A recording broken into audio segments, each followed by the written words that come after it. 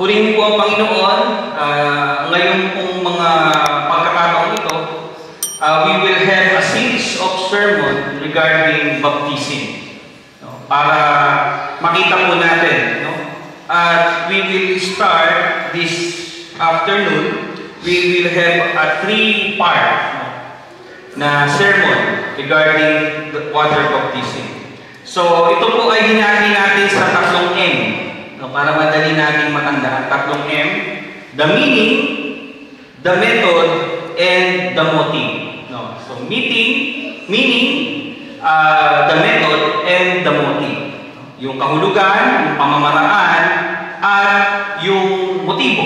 Bakit natin ginagawa? At bakit tayo sumusunod? No? It is not a mere ritual of the church, mga kapatid. Dito po sa ating mga messages, mag-discuss po natin.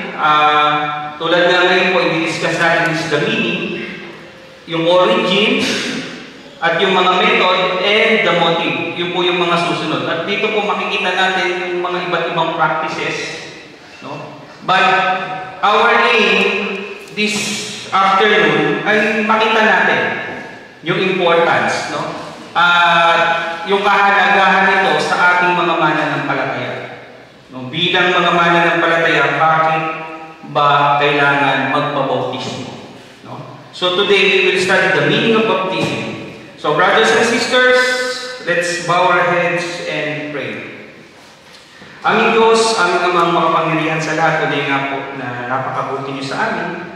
Salamat po, Ama, sa isa na namang pribileyo na kami ay nakadako sa inyong bahay-sambahan at sa biyaya ng buhay, Panginoon, na ibinigay niyo sa bawat isa. Binangon niyo kami sa aming mga higa, Panginoon. Kami ay naririto, Panginoon, upang makinig ng inyong mensahe, hindi lamang po makita ang mga kapatiran, kung hindi, Panginoon, ay makita namin yung mensahe niyo sa bawat isa sa amin at kung ano yung gusto niyo ipagawa, Panginoon. Makita po namin ang aming kalagayan, Panginoon, at makita namin ang aplikasyon nito sa aming pang-araw-araw na pamumuhay. Ito po ang aming panalangin sa pangalan ng anak ni Jesus. Amen. So, brothers and sisters, open your Bible. Ito po ang ating reference text in Romans chapter 6, verses 3 to 11. Romans 6, verses 3 to 11. No? Dito po makikita natin, no, kung ano yung kahulugan, what symbolizes, no, itong water baptism. So before this, brothers and sisters, let's have an definition. No? Ano ba ang baptism? No? Saan ba nagmula? No? Bakit ba ginagamit itong word na ito? So mga kapatid, ito pong baptism ay galing po sa salitang Greek, no? At doon po sa Septuagint na narinig naman din po lagi natin. Yung Septuagint po, ito po ang Greek Old Testament, no? So yung Greek Old Testament na ito yung pinagkuhanan ng pinakamalapit na mga translation ng mga Bible natin. No? So alam naman natin, mga kapatid, that the original version ng Bible is Hebrew, no? At ang common language noon ay hindi English kung hindi Greek. At naisali ito sa Greek. At yung kanilang another language is Aramaic. No? So, dun sa Greek word, na halos yun yung, kumbaga sa ngayon yun yung English, no? Yung standard language nila nung time na yun, is Greek. Ito po ay galing sa salitang baptizo, no? Na ang ibig sabihin po is a ritual washing, and in the New Testament, both for ritual washing and also for the rite of baptisma, no, yung baptism, no? So ganun nakatanda itong salita na to. So ito po ay mayroong verb na bapto at baptizo na isa lamang po ang kahulugan, no? And the meaning is immersion, no? So paglubog. Immersion, paglubog, going under. No? So mga kapatid, most likely, nakikita na po natin yung definition ng water baptism is immersion, nilulubog. No? At doon po sa mga susunod nating no, dun sa method, no, ay ipapaliwanag natin. Kasi meron pong mga pamamaraan na sprinkling, no, yung ini-sprinkling lang, binubuhusan. Pero when we talk about water baptism, yung believer's baptism po na pinag-usapan natin ngayon, ang practice po niyan in the early church ay immersion. So, kung titingnan niyo, Pastor, yung root word is immersion. So, nakikita niyo na kung paano ang practice nung unang panahon. Nalubog talaga siya. Kasi yun yung word, no? Yun yung verb, no? Which is to dip, to going under, no? So, yun yung una natin gustong makita dito, na yung water baptism is immersion. Okay, so what is the meaning and the significance of water baptism? No, ito po yung i-discuss natin, no? Yung meaning, no? So makikita po natin dito, yung ating outline is the death and resurrection of Christ. No? So, Pastor, paano nangyari na yung water baptism pala symbolizes the death and resurrection of Jesus? No? So, basahin po natin yung ating pinagkuhanan po dito, yung ating text. Hindi ba ninyo alam na tayong lahat na nabautismuhan kay Kristo Jesus ay nabautismuhan sa kanyang kamatayan? Sa makatwid, tayo'y namatay na at nailibing na kasama niya sa pamamagitan ng bautismo upang kung paanong binuhay muli si Kristo sa pamamagitan ng dakilang kapangyarihan ng Ama, tayo rin ay magkakaroon ng panibagong buhay. No? So mga kapatid, ini-explain dito ni Apostle Paul, no, yung illustration. No? The illustration of the death and resurrection of Jesus Christ through the symbolism of baptism. So mga kapatid, sabi natin, it is not only a ritual. No? Marami kasi na ritual lamang. Nakakakala natin ito ay kumbaga sa prerequisite o panuntunan lamang ng mga churches na kailangan magpabautismo ka. No? At tayo po mga kapatid, no? hindi po tayo tulad ng ibang mga denomination na nagbabaptize ulit. No? Once po na kayo ay binautismuhan na alam nyo na yun yung sure kayo na tinanggap nyo si Jesus Christ, yun na po yung sapat, yun yung legitimate na baptism nyo. Meron kasi, kaya nga po tayo, we are talking about believers baptism. No? Tulad ko, nung bata ako, dahil siyempre, laki ako sa church, kasama ako nung may programa. Sa Pilipinas po kasi may programa na kapag tapos ng confirmation class, ang kasunod po nito is water baptism na. Kaya ako hindi ko po yun inimpo sa ating church kasi I want for us, kahit may mga graduate na tayo doon sa confirmation class, hindi natin inuobliga yung mga kabataan, kung kayo graduate na confirmation class, kayo ay magwa-water baptism na. No? Hindi po natin yung minamandate sa kanila. Kailangan yung mismong kabataan, sila yung magdidesign. At kailangan ready kayo. Alam nyo, ang kahulugan ng baptism. No? Hindi yung dahil, kasi nakaprograma sa church no? Kaya yun hindi natin ginagawa. No? So, ang baptism natin, kung kayo ay napil nyo na kayo ay you are saved by the grace of God, no? Immediately follows baptism. Ganun po dapat. No? So, ito po, nakikita natin dito, is the illustration of the salvation. No? Kung nakita natin, paano ba? Kaya nga yung pamamaraan, no? Afterwards, we will talk about that, no? Sa susunod nating part, sa method. Bakit kailangan ilubog? No? Kasi di ba death, ang sabi natin dyan, doon sa ating outline, death and resurrection of Christ. Meron bang inilibing sa mababaw na lupa? May nakita na kayong nilibing? Siyempre, pag nilibing, mababaw. Kaya nga ba? Ano sabi? 6 feet under. Ibig sabihin, malalim. No? Meron ba kayong inilibing? Siyempre, pag mababaw, gatuod mga ngamuyan. No? Kaya nga, ang symbolism mga kapatid, kailangan pag nilubog, lubog na lubog. No? cover siya ng tubig. No? Yun yung symbolism na kamatayan, death. No? At kapag yan inahon, yun yung pagkabuhay na muli, and the water cleanses. No? Yung paglinis ng kasalanan. No? So, later makikita pa natin dito yung mga kapatid.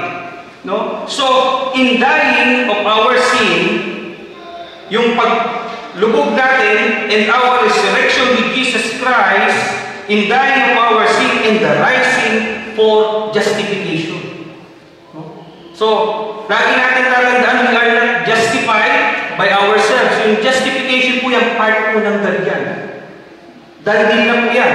No? We are justified by the blood of our Lord Jesus Christ. No? Wala pong tatandaan natin apart from Jesus Christ. No? Yung justification po, yun po ay parte ng Diyos. Wala po tayong kinalaman doon. No? So, the moment we arise up, no? Kaya yung pastor, inaako na ganyan, ibig sabihin nun ay kasama ka ng nabuhay, kasama si Kristo. Pag yung pastor, masyado pa yung tinagalan dyan, no? Baka marami kayong masyadong kasalanan. Hindi wala. No, hindi po ganun yun. No? Sabi, meron pong isang preaching na sabi, I will dig you. Tatagalan mo, depending on how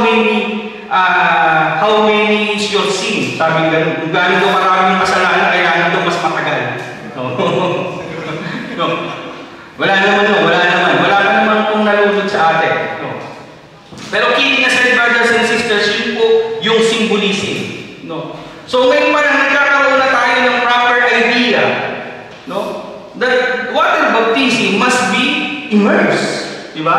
So burner nga eh. Wala pong ihilibing sa mababaw. No, kailangan talagang lubog. No. So yan po yung isang magandang idea na makita natin. Another thing, baptism is a union with Christ. No? Sabi po dun sa verse 5, basahin po natin hanggang dun sa verse 8, sapagkat kung kasama tayo ni Kristo sa isang kamatayan, katulad ng kanyang kamatayan, tiyak na tayo ay kasama niya sa muling pagkabuhay na katulad ng kanyang muling pagkabuhay. Alam natin ng ang dating pagkatao ay naipako na sa krus kasama niya upang mamatay ang ating makasalanang pagkatao at nang hindi tayo maalipin pa ng kasalanan. Verse 7, sapagkat ang namatay na ay pinalaya mula sa kapangyarihan ng kasalanan. Kung tayo ay namatay ng kasama si Kristo, naniniwala tayong mabubuhay din tayo kasama niya. So, the idea here, brothers and sisters, is the communion. No? Union. No? Kapag tayo ay mananampalataya, no? Nakikipag-isa tayo kay Kristo, lagi natin sinasabi, no? Yung sakramento natin? The baptism and the communion. No? Most likely po ng mga Christian denomination, yun po yung kanilang sakramento. No? Liban lang doon sa mga iba na mas marami pa. No? But sa karamihan po ng mga Christian denomination, no? Karamihan po talagang dalawa lang talaga. No? And we as a Methodist, dalawa lang po din yung sa atin. No? The baptism and the communion. At lagi natin sinasabi, when we partake on the sacraments, we have union. No? Nakikipag-isa tayo kay Kristo. Kaya yung symbolism kanina, nung sinabi natin death, no? Kasama tayong namatay. Hindi po yung physical na kamatayan. No? We are talking about death in our sin. So, mga kapatid. So, kaya nga, ang nakikipag-isa kay Kristo ay malaya na sa kasalanan. Yun po yung sabi dito sa ating text. No? Sapagkat, verse 7, sapagkat ang namatay na ay pinalaya mula sa kapangyarihan ng kasalanan. Kung tayo ay namatay na kasama kay Kristo, naniniwala tayo, mabubuhay din tayo kasama niya. Kasi nakipag-isa na tayo eh. Kaya nga, the moment we are dead with Him to death, no? Namatay tayo kasama niya, na-resurrect kasama niya. No? At yung pagkapako niya sa krus ay nang yung pagkapako ng ating kasalanan, yung pagkapako ng ating lumang pagkatao. Kaya ang sabi, yung the old is gone, the new has come. No? Kapag yung nabuborn agad tayo, wala na ang lumang pagkatao, ito na yung bagong pagkatao. No? So mga kapatid, in union, no? Pag nakikipagkaisa, no? Sa kadalasan, ano yung mga union na alam natin? Ano yung mga pinag-iisa? Kasal, no? Wedding. No? Ano yung isa sa mga pinaka-symbol ng wedding? Ng vows? Diba may singsing sinusuot? No? Wear this ring as a sign of my love, ganyan-ganyan, di ba? No? Kaya nga minsan pag nakikita, may singsing, ay, kasal na yan. No? Sabihin, taken. No? Ganun po tayo mga kapatid. When we with one with Christ, nakipag-isa na tayo kay Kristo, taken na po tayo. Hindi na tayo taken na tayo ni Kristo. Hindi na tayo pwedeng agawin ng mundo. Kaya meron tayong vow, meron tayong participation, meron tayong covenant dito mga kapatid. Na pinakikita natin na tayo ay pag-aari na kaya minsan nagsusuot ng singsing. Nung asawa ko, yun ang sinuot ng singsing niya. Kasi po sa trabaho, delikado po kasi yung may singsing. No, kaya ako, pang okasyon lang talaga yung singsing namin, kaya pang bago pa itong singsing ko. Walang gas-gas. No? Sinuot ko ito para for illustration purposes. No? Pastor talaga. No? Para lang kung makita natin, no? The ring signifies that you are owned. No? Pag-aari ka ng Diyos. No? Ikaw ay married. No? Kung ikaw ay married, pag-aari ka ng asawa mo, siya pag-aari mo. Ganun po So we are one. No? So mga kapatid, with baptism, we are united to Christ. No? At dito po mga kapatid, yung minsan kasi, when we talk about yung pagiging united, no? Kaya nga ano yung sabi? Sa hirap at ginhawa. No? So ganun po yan mga kapatid, even in our communion with Christ, no? Hindi po pwede. So kaya nga namatay tayo kasama niya. Nakita po natin ang ating Panginoon naghirap doon sa krus ng Kalbaryo para sa atin. At ito po ay nangangahulugan din na ang buhay mananampalataya ay hindi madali. Mahirap. May mga sakripisyo, may mga sakit na kailangan natin tiisin mga kapatid for the glory. Ganun po yung ginawa ng ating Panginoon. Kaya po, kapag tayo ay mga mananampalataya na, hindi po tayo pag-aari na natin. Kaya nga sinasabi natin, ang inyong katawan ay templo ng banal na Espiritu. Hindi mo yan pag-aari.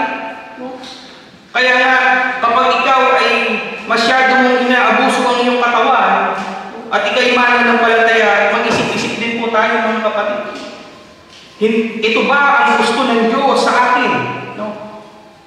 Hindi po natin pag-aari yung ating mga sarili. No? Dahil tayo ay nakipag-isa na kay Kristo. No? So, meron po tayong submission and treasuring Christ as our Lord and Savior. No? Hindi na po tayo ang masusunod dapat sa ating mga buhay because we have the union. No? Kaya yung sa mag-asawa, di pa kaya nga, alam nyo, sa Biblia, no? The greatest illustration of our Lord Jesus Christ, yung kanyang even in the last times, no? Even in the Revelation, yung covenant na laging ini-illustrate ng ating Panginoon isa pa sa pagitan ng mag-asawa. No? Ganun po. No? Ganun po ang illustration lagi, no? That the church, no, ay kakasal po sa ating Panginoon Jesus. Ganun. Kasi ganun yung commitment dapat. No? So maganda po na makita natin ito mga kapatid. At dahil po dito sa ating pakikipag-isa sa Diyos, meron po tayong bagong buhay. No? At ito po yung pangatlo natin. No? The baptism, no, ang isa pong meaning nito, that we are embracing a new life.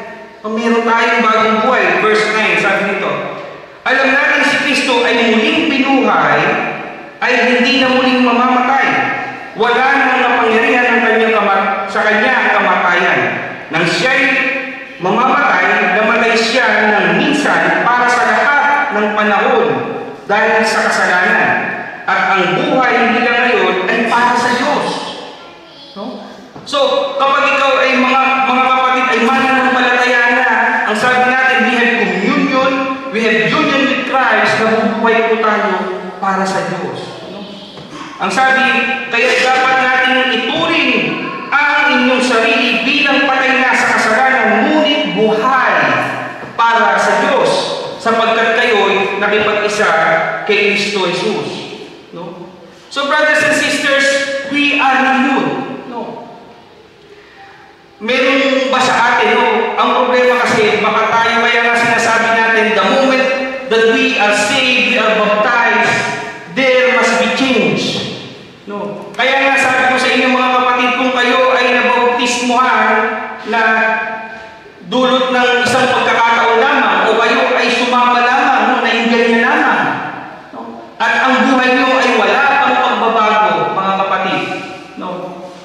Yun po yung mga time na pwede natin sabihin that your baptism is not genuine. Kasi the moment you are baptized, brothers and sisters, dapat po pagkatapos noon, you are saved, you are baptized, dapat po may change.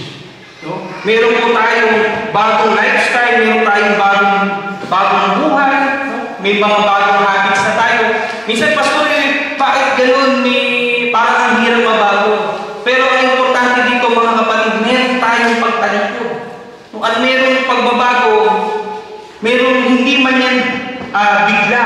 Kailangan yan ay may makikita kayo na pagbabago. No?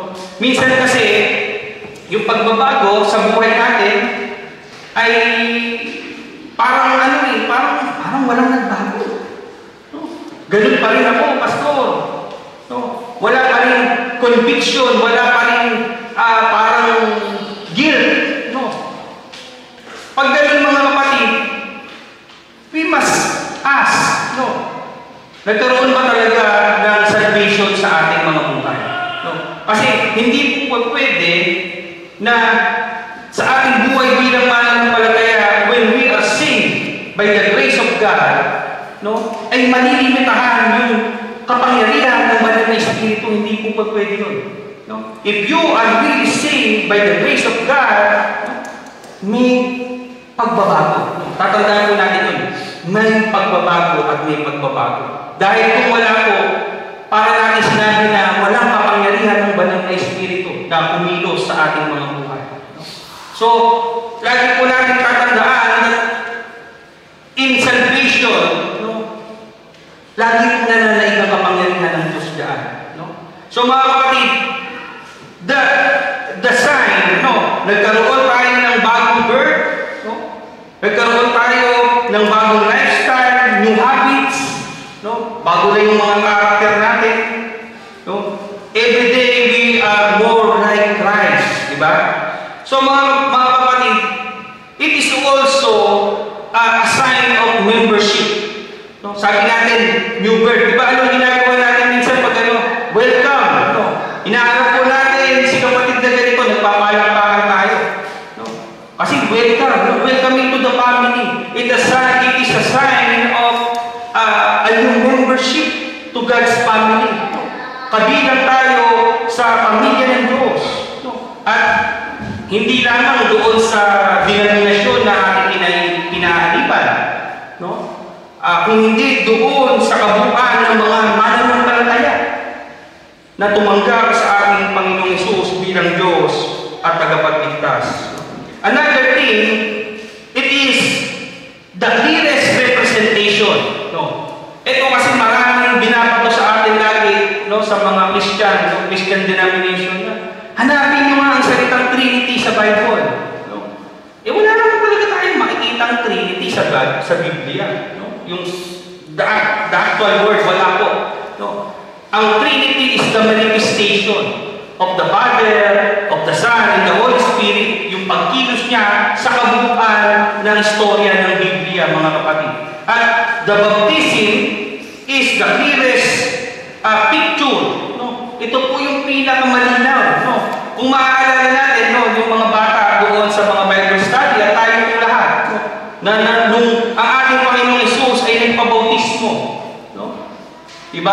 Ano ang sabi doon?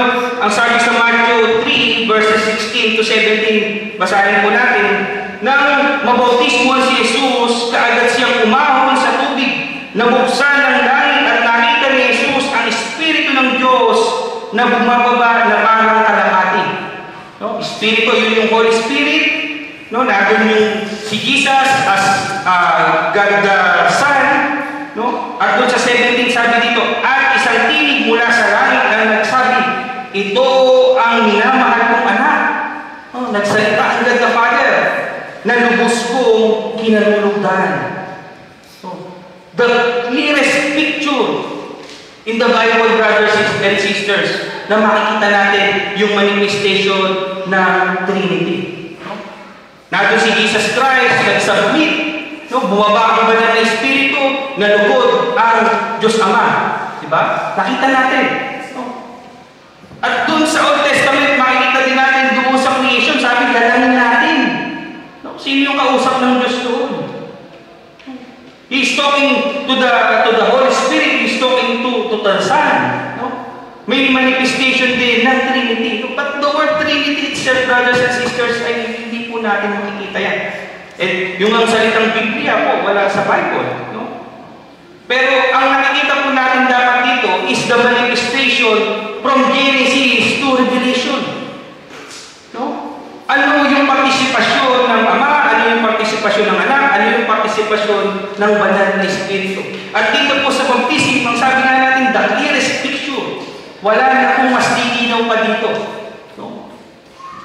Na makikita natin yung gawa ng Ama, ng gawa ng Anak, at ng gawa ng Banal na Espiritu. At in the salvation process, kaya nga brothers and sisters, baptism is all about salvation. No? Bakit natin dinidiscuss yung God, the Father, Son, and Holy Spirit? No? Because brothers and sisters, without these three, isa lamang po ang mawala dito, wala nang mangyayaring salvation. No? Hand in hand po ito mga kapatid. No? Package po ito. No? Hindi po pwede yung mga tao na amalan ay may kaligtasan. No? Yung mga tao na hindi nire-recognize ang Holy Spirit bilang Diyos, hindi sila maniligtas. No? Kailangan po lahat po ito, mga kapatid. May kanya-kanya silang kinalalagyan, may kanya-kanya silang partisipasyon. No? At equal po yung kanilang pagka-Diyos. No? So brothers and sisters, the three persons of the Lord, no, symbolizes here, no, the greatest picture can be found in the baptism. No? Yung panglima po natin, baptism is the expression of faith. No? Ito na po tayo, lima lang po ito, huwag po kayo magkalala. So, ang sabi po, baptism is an expression of faith and therefore only for believers. Oh, so kung tatanungin niyo, Pastor, binabautismuhan ba ang mga hindi mananampalataya? Hindi po. No, kasi ang bautismo ay para lang sa mga mananampalataya. No? Kaya nga ito, kadalasan, sa ating mga bagong panahon, tinatawag po itong believers baptism. No? Kasi nga may mga sekta na mayroong infant baptism. No? And even us, the Methodist Church, no? Nung nag-aaral ako nito, nagkaroon din ako ng konting doon sa professor na sabi ko, why do we practice infant baptism? No? Hindi naman ito nakalagay sa Biblia. Only the believer's baptism po ang nasa Biblia. No? But as we go along, diba, sa ating pag-aaral, no? As our Methodist heritage, no? Meron tayong tradition. No? Kasi bahagi po ito ng tradition natin. Scripture, experience, and reason. Press na press pa rin. No? So, bahagi ito ng tradition. And we, as, di ba, the father of Protestantism, sino? Ha? Ha? Martin Luther. Even Martin Luther, hindi Martin Luther King, si Martin Lutero. No. So, doon sa kanyang, yung mga Lutheran, no, yung mga Lutherans, no, even they practice infant baptism. No? from the Roman Catholics, no? Doon sa Roman Catholics, mayroong infant baptism, no? At dito mga kapatid, ang maganda po dito sa pag-aaral natin ay pag-aaralan natin kung bakit nagkakaroon ng infant baptism, no? Tapos mayroong limbo. Narinig niyo na ba yung limbo? Sa Catholic may limbo. Yung daw mga infant na namatay na hindi nababaptize na doon sa limbo, no? Meron pang may limbo na may purgatory pa, no? So nasa yung pastor sa Biblia, no? So this is just a doctrine of man, yung mga ganon. Pero ang maganda po dito mga kapatid, as we go kaya nga binati natin ito kasi mahaba po itong discussion na to, no? So ngayon we are discussing the meaning, no? Ano lang yung mga importance, no? At yung method next time, at yung motibo, no? The motive, no? So brothers and sisters, as an expression of faith, ginagawa ko ito, no? Ito isa sa masasagot natin dito. Bakit tayo nag-infant baptism? No? Pastor, doctrine of man pala yan. Wala pala dito sa Biblia, no? Bagamat po ito mga kapatid ay wala doon sa Biblia at believers baptism po yung practice talaga. Meron po nung unang panahon na yung ginagawa sa mga Israelita, tinutuloy, no? Ngayon po as the practice of the church, no? Yung mga magulang, kasi ang merong pagdidedicate, no? It is our way of our dedication doon sa mga bata, no? Ang mahirap lamang kasi mga kapatid, if we have a doctrine na kapag yung bata ay infant at nabautismuhan, sinasabi kasi ng ibang denomination, naligtas na sila, no? Yun po ang mali-mali, no? But when it comes to practices ng mga kapatid, mapagbibigyan pa po yan Pero yung sabihin mo na kapag hindi ka nabautismuhan, na infant baptism at namatay yung bata, kaya yung bata nung araw, narinig ko ito doon sa mga matatanda bakit daw ilalabas yung mga bata? Kapag hindi pa nabibinyagan, kasi magiging tiyanak. No? Yung iba naman, yung limbo. Yung limbo nasa yun. Kung nag-research yun, nasa doctrine ng Roman Catholic yun. Na eternal, na nandun sila sa place na yun. Na forever silang bata. No? May katuruan po na gano'n. No? So, sa atin, it is a part of our dedication. No? Na yung mga bata, dahil tayo ay mananampalataya, dinadala natin sila sa church. At yung pagdadala natin doon, yung pagbabaptism nila, hindi po nangangahulugan na sila ay saved. No?